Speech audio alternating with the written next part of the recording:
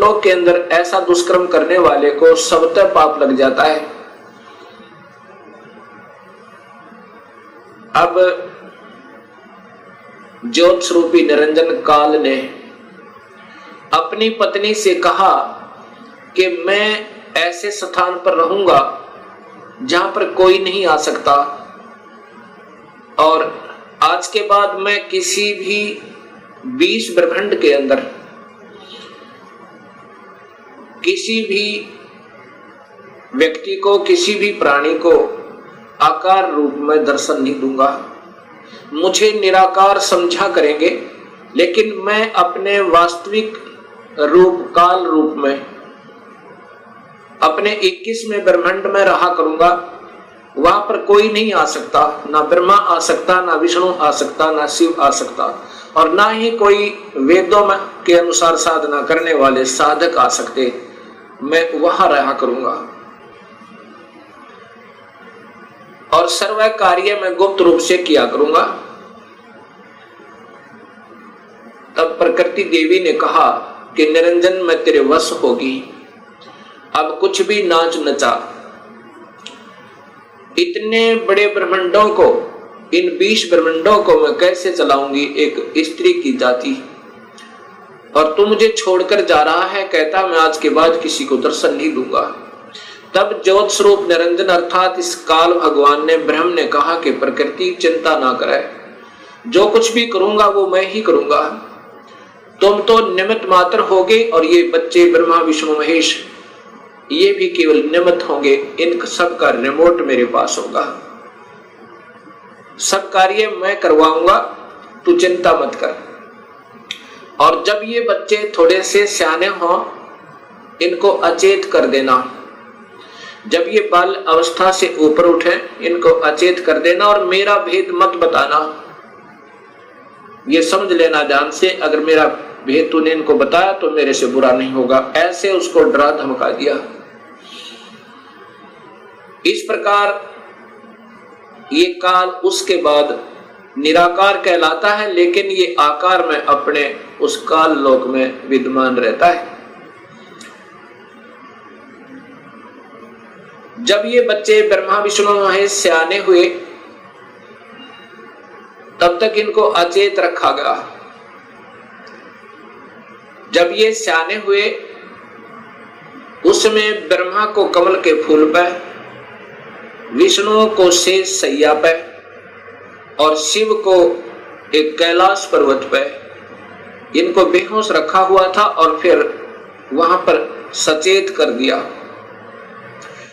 सबसे पहले ब्रह्मा को कमल के फूल पे इसी स्वयं ब्रह्म ने, काल ने अपने ही नाभि से एक कमल प्रकट किया। वो महाविष्णु, महाब्रह्मा, महाशिव रूप में, 3 रूप में ब्रह्मलोक में रहता है, हर ब्रह्मांड के अंदर।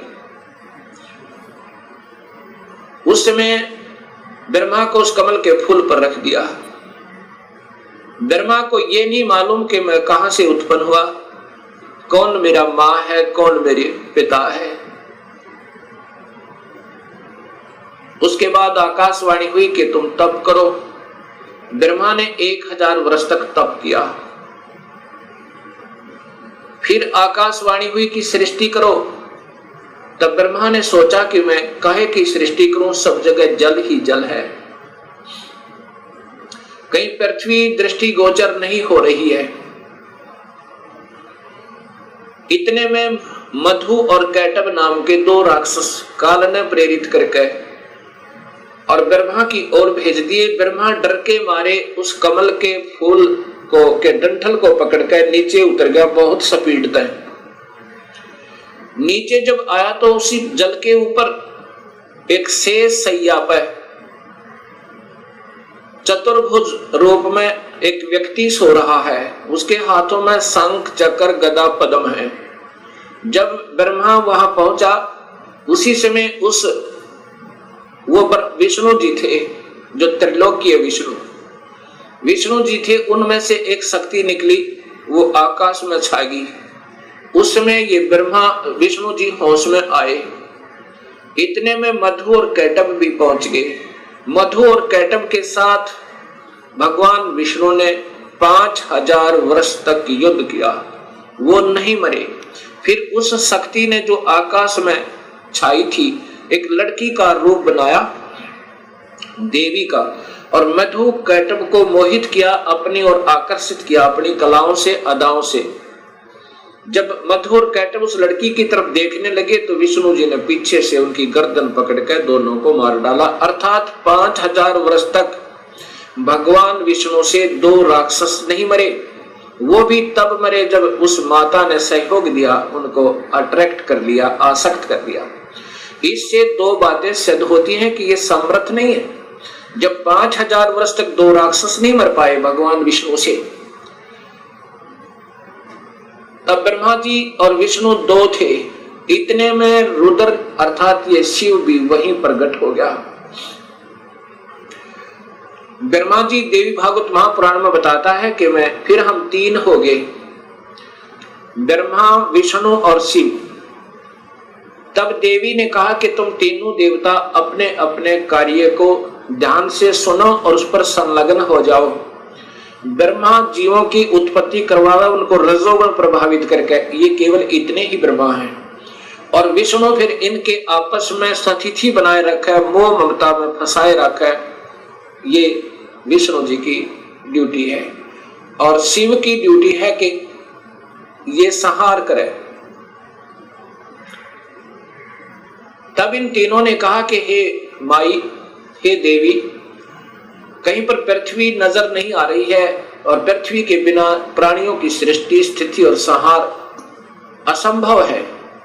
तब वो देवी मुस्काई और कहा कि तुम, इतने में एक विमान आया और कहा कि तुम तीनों के तीनों इस विमान में बैठो और चिंता मत करना, घबराइयो मत। उस समय ये तीनों के तीनों ब्रह्मा विष्णु महेश विमान में प्रवेश कर गए। विमान मन की गति से चला, बहुत तीव्र गति तक। कहां पहुंचा? ब्रह्मलोक में पहुंचा, जहां पर ये काल भगवान 3 रूपों में रहता है, जहां इनकी उत्पत्ति की जाती है, ब्रह्मा विष्णु महेश की। और वहां पर कोई नहीं जा सकता, ना वेद विधि से, किसी साधना तक, ना तप से, ना यज्ञ से, ना हवन से, किसी प्रकार से नहीं जा सकता, ना किसी जप से। वहां पर तो ये अपनी कृपा से ही ले जा सकता है, ये काल भगवान सोचल सिद्ध करके। वहां जाकर के इन्होंने क्या देखा?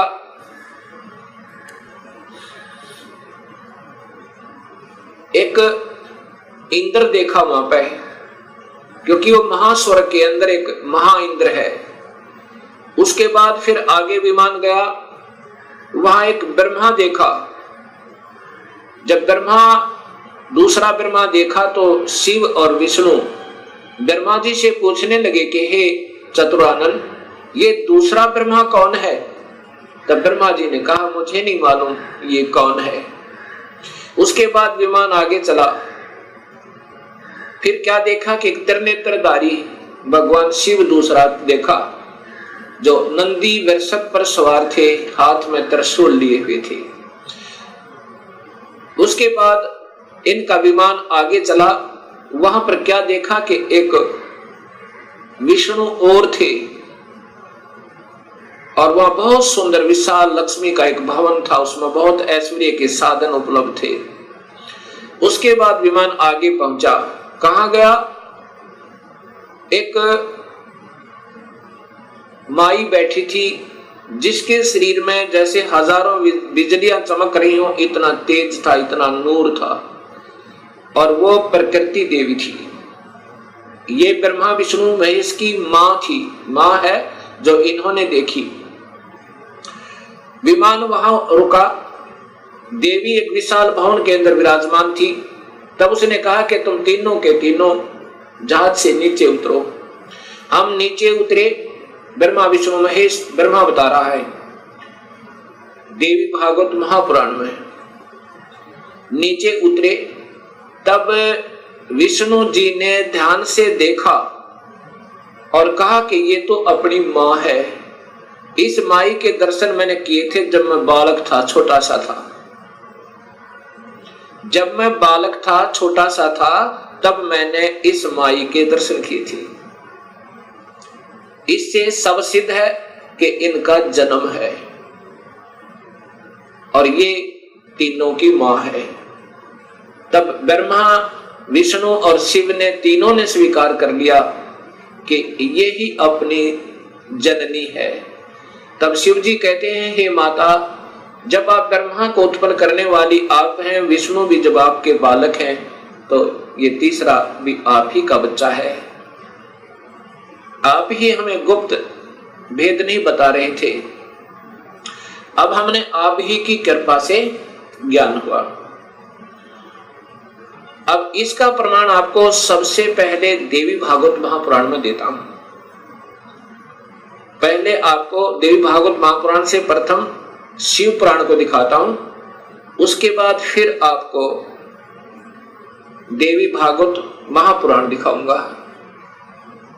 और ये शास्त्र पहले से उपलब्ध थे, कोई आज नए नहीं बनाए इस दास ने, क्योंकि जितने हमारे अभी तक शास्त्र विद रहे वो अल्पज्ञ थे, अधूरे ज्ञान युक्त थे, वो उनको इस सत्य मार्ग का पता नहीं था। इसलिए हमारे सभी पूर्वजों को भूत बना दिया गीता विरुद्ध साधना करवा के, और पितर बनवा दिया गीता विरुद्ध साधना करवा के। गीता में लिखा है कि देवी देवताओं की पूजा मत करो, ब्रह्मा विष्णु महेश की पूजा भी नहीं करनी है, तीनों गुणों की भक्ति नहीं करनी है, केवल ब्रह्म से प्रारंभ होती है भक्ति, और पूजा करनी है केवल पूर्ण ब्रह्म की। अब मैं आपको देवी भागवत, पहले आपको शिव महापुराण दिखाता हूं।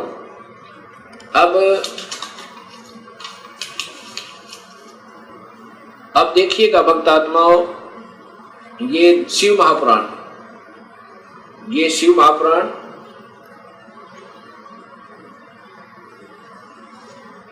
इसके अंदर आपको पता चलेगा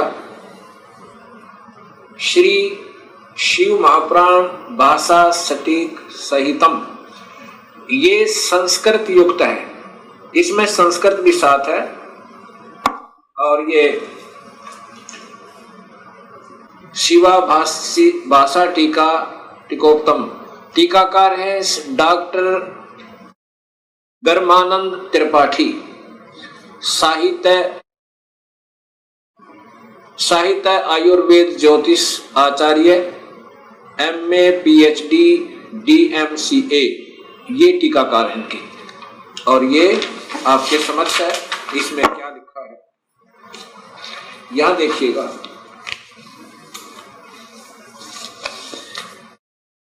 यहां से पढ़िएगा, ये संस्कृत है और ये हिंदी आपको दिखाना चाहूंगा। प्रलय काल में हे मुनिवर, प्रलय काल में भी शिव पार्वती का कभी वियोग ना होने के कारण ही काशी को अविमुक्त अक्षेत्र कहते हैं। प्राचीन काल में शिवजी ने इस अक्षेत्र का नाम पहले नंदनवन और बाद में अविमुक्त रखा था। हे देवर्षि नारद, आनंद वन में रमण करते हुए शिव पार्वती के मन में इच्छा हुई कि किसी दूसरे पुरुष का निर्माण किया जाए, जिसके ऊपर अपने इस महासागर को डालकर हम दोनों स्वच्छंद होकर वैराग्य धारण कर केवल काशीपुरी में निवास कर सकें। वही सदा सब कुछ करे, वही रक्षा करे और अंत में मेरे अनुग्रह से वही सृष्टि का संवरण भी करे। चिंता रूपी लहरों से चलायमान चिंता रूपी समुद्र को बटोर कर रजोगुण रूपी विदुम से विस्तृत करे। अब यहां देखिएगा, ये ना अपने हिसाब से लगा रखिएगा। ऐसे विचार कर उस सर्वव्यापक भगवान ने उस पराशक्ति के 10वें अंग, ये 10वां अंग देखिएगा, ये ध्यान रखना, 10वें अंग अर्थात योनि में सुधा रूपी आवास का प्रयोग किया। ये दिखाना चाहते हैं आपको कि ये कहना क्या चाहते हैं हम। तब उससे तीनों लोकों में सुंदर एक पुरुष प्रकट हुआ, जो शांत एवं सतोगुण से युक्त था, गंभीरता में समुद्र के सम्मान तथा अक्षमावान था। हे मुनि, वह पुरुष इंद्र लक्ष्मणी के सदृश कांति वाला, अर्थात ये था कौन, ये देखिएगा नीचे। शिव जी ने कहा, उस जो पुत्र उत्पन्न हुआ उसको कहा, सर्वव्यापक होने से तुम्हारा विष्णु यह प्रसिद्ध नाम होगा। ये देखिए ध्यान तक, फिर देखिए, सर्वव्यापक होने से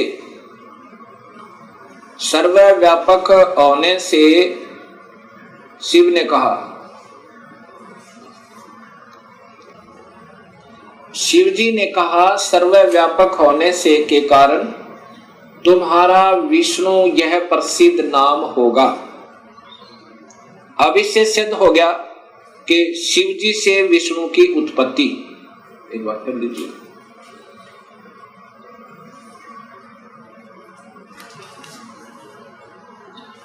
अभी आपने ये शिव महापुराण में छठे अध्याय को देखा। छठे अध्याय में कि भगवान शिव से और पार्वती के संयोगता। पार्वती कौन, ये महाशक्ति यानी शेरा वाली प्रकृति के द्वारा विष्णु की उत्पत्ति हुई। अब सातवां अध्याय, ये संस्कृत भी साथ है। अब यहां आगे देखिएगा, ये हिंदी देखिएगा। ब्रह्मा जी ने कहा कि विष्णु भगवान के शयन करने के बाद उनकी नाभि से एकाएक बहुत बड़ा कमल पुरुष उत्पन्न हुआ, कमल पुष्प। अब ये ब्रह्मा बता रहा है लेकिन तुक्के लगा रहा, क्योंकि ये स्वयं बेहोश था पहले, इसको आप ही नहीं मालूम वो कौन से विष्णु की नाभि से मिला। ये देखिएगा, उत्पन्न हुआ जिसकी नाल टनकार फल फूल के फूल।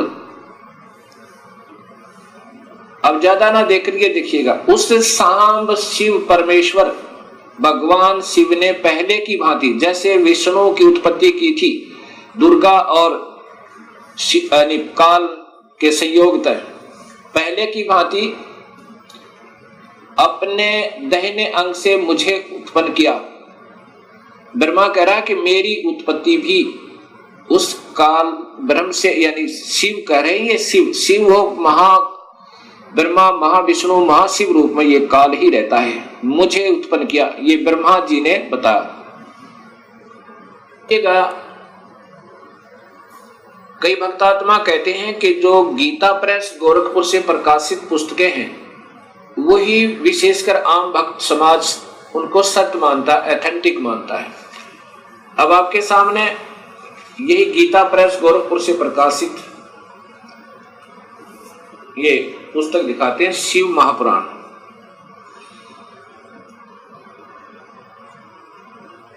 संक्षिप्त शिव महापुराण, और ये नीचे गीता प्रेस गोरखपुर से, और इसके छठे अध्याय में फिर यही प्रमाण है।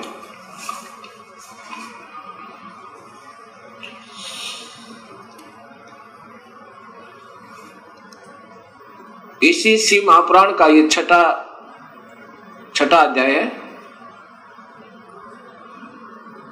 ये शिव महापुराण अध्याय नंबर 6, उसके बीच से सुना रहा हूं, आप इसको खरीद कर देख भी सकते हो। जिस परब्रह्म के विषय में ज्ञान और अज्ञान पूर्ण उक्तियों द्वारा इस प्रकार ऊपर बताए अनुसार विकल्प किए जाते हैं, उसने कुछ काल के बाद सृष्टि का समय आने पर द्वितीय की इच्छा प्रकट की। उसके भीतर एक से अनेक होने का संकल्प उदित हुआ।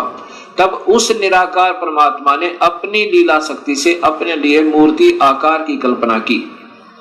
वह मूर्ति संपूर्ण ऐश्वर्य गुणों से संपन्न, सर्वज्ञानी, ज्ञानमयी, शुभ स्वरूपा, सर्वव्यापिनी, सर्वरूपा, सर्वदर्शनी, सर्वकारिणी, सबके एकमात्र वंदनीय, सर्वदा सब कुछ देने वाली और संपूर्ण संस्कृतियों का केंद्र थी। उस शुद्ध रूपणी ईश्वरीय मूर्ति की कल्पना करके वह अद्वितीय, अनादि, अनंत, सर्व प्रकाशक, चिंत, सर्वव्यापी और अविनाशी परब्रह्म अंतर्हित हो गया।